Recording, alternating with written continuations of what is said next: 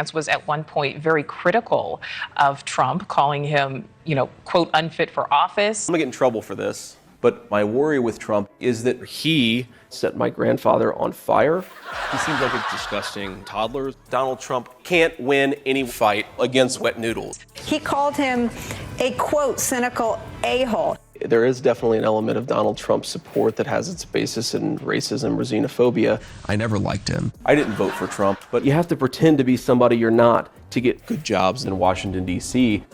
This isn't being recorded, is it? What happens when you put the guy who once called Trump cultural heroin in charge of explaining why Trump's tariffs aren't destroying the economy? You get JD Vance's dignity hitting the floor faster than your 401k. Trump just made Vance the official tariff spokesman, basically handing him a flaming bag of economic poop and telling him to convince America it's actually chocolate. Even MAGA folks are cringing at this obvious revenge plot. I mean, is there anything more humiliating than defending policies you once called capricious, destructive, and dumb? Do you view Vice President JD Vance as your successor, the Republican nominee in 2028? No, but he's very capable. I mean, I don't think that I think you have a lot of very capable people. That's been the fastest and the most stuff Well, happening. we've done so much so fast, and we really had to, because they have really, what they've done to our country is so sad. It's so sad. We're going to be bigger, better, and stronger than ever before. So far, I think he's doing a fantastic job. It's too early. We're just starting. But by the time you get to the midterms, he's going to be looking for an endorsement. Yeah, a lot of people have said that this has been the greatest opening, almost 3 weeks, in the history of the president. You know, JD Vance used to have actual opinions before he became Trump's tariff cheerleader. Way back in 2016, Vance wasn't just disagreeing with Trump over coffee. He was sending private messages calling the man America's Hitler and publicly wondering if Trump was America's drug dealer. That's not a mild critique. That's a full-on political burn. But something magical happened in 2022. Suddenly, Vance did this complete 180, praising Trump's amazing policies and practically begging for his endorsement. It was like watching the school nerd desperately trying to sit at the cool kid's table by agreeing that homework is for losers. Trump is great, taxes are bad, please like me. The transformation wasn't exactly subtle either. Vance was basically pointing at a blue sky while telling everyone, no guys, it's totally green. I've always thought it was green. The president's new tariff policy. And when I think about what he got elected. Ask ourselves, what has the globalist economy gotten the United States of America? And the answer is fundamentally it's based on two principles. That is not a recipe for economic prosperity, it's not a recipe for low prices, and it's not a recipe for good jobs in the United States of America. Incurring a huge amount of debt to buy things that other countries make for us. And to make it a little bit more crystal clear, we borrow money from Chinese peasants to buy the things those Chinese peasants manufacture. His political pivot was so dramatic it could have qualified for an Olympic gymnastics medal. Gold in the self-respect sacrifice category. Remember when Vance wrote Hillbilly Elegy? He was this thoughtful writer analyzing Trump voters with actual insight. Now he's turned into the very thing he once studied, a person willing to throw all his principles in the garbage disposal for a chance at power. Talk about becoming the thing you used to mock. What's really sad is that people used to respect Vance for his brain. Now he's reduced to nodding along while Trump suggests brilliant economic policies like, let's put garbage in Chinese products. His expression screams, this is fine, while his eyes say, please help me.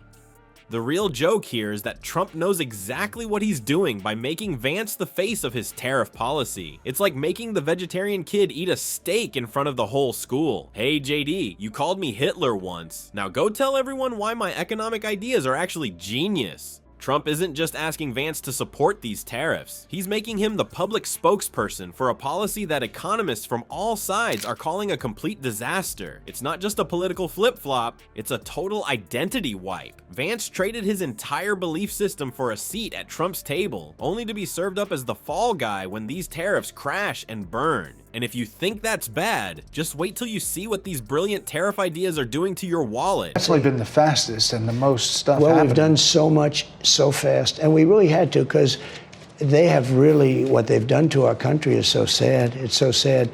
We're going to be bigger, better, and stronger than ever before.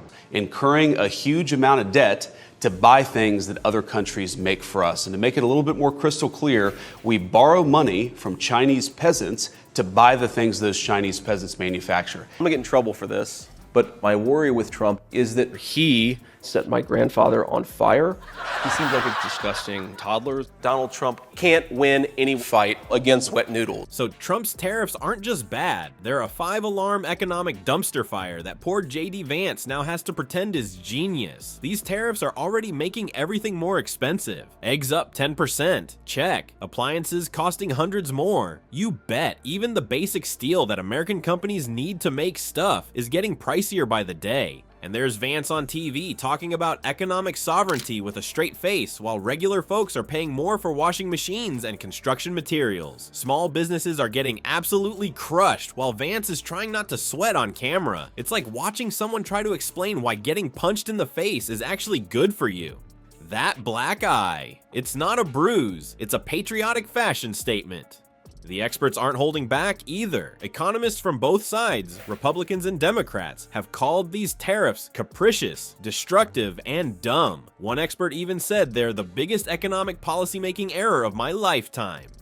Not exactly the winning policy you want to be the poster boy for, right? The stock market, bond market, and commodity markets are all basically screaming, "This is terrible." But Vance is nodding along like everything's fine. Even Trump's own supporters are starting to notice their paychecks don't stretch as far anymore. Milk costs more, gas costs more, everything costs more. But Vance is stuck defending policies that are actively hurting the very people who voted for Trump in the first place. Remember all those manufacturing jobs Trump promised would come back? They're actually decreasing because American companies can't afford the materials they need. A single Chinese shipyard now makes more ships in a year than all American shipyards combined. So much for bringing back American manufacturing. Now Vance has to go on TV shows and explain why stagflation, that nasty mix of high prices and slow growth, is actually good for America. According to Investopedia, stagflation is an economic condition characterized by slowing economic growth, high unemployment, and rising prices or inflation simultaneously.